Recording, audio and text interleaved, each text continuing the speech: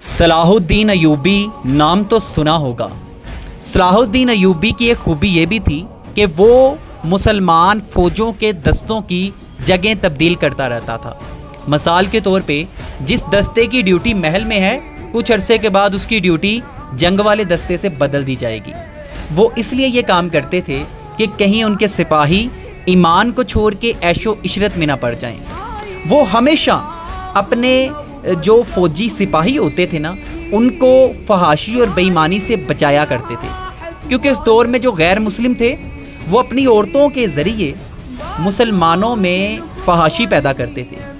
لیکن آج میں سوچتا ہوں کہ آج کے دور میں مسلمان مرد اور عورتیں خود ہی اپنی نسل میں فحاشی کا باعث ہیں۔ اگر آپ کو نہیں یقین آتا، آپ پاکستان کے ٹاپ یوٹیوبرز دیکھ لیں جن کا کام ہے فیملی ولاگنگ۔ آپ پاکستان کے جو ابھی سوشل میڈیا کے آئیڈیل سٹار ہیں ان کو دیکھ لیں، وہ ہیں ٹک ٹاک پہ ناچنے اور گانے والے۔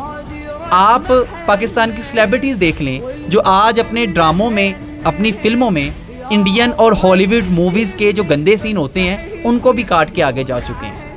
اب بے حیائی اتنی پروان چڑھ چکی ہے کہ مسلمانوں کے اندر سے ایمان ختم ہو گیا ہے۔ اس کی مثال دوں تو سب سے بڑی مثال اس کی فلسطین ہے۔ فلسطین میں بچے کٹ رہے ہیں، فلسطین میں عزتیں پامال کی جا رہی ہیں، لیکن ہمارے مسلمان ممالک کو کوئی فرق نہیں پڑ رہا، کیونکہ ہمارے اندر ایمان نہیں ہے اور ہمارے اندر صرف اور صرف بے حیائی ہے۔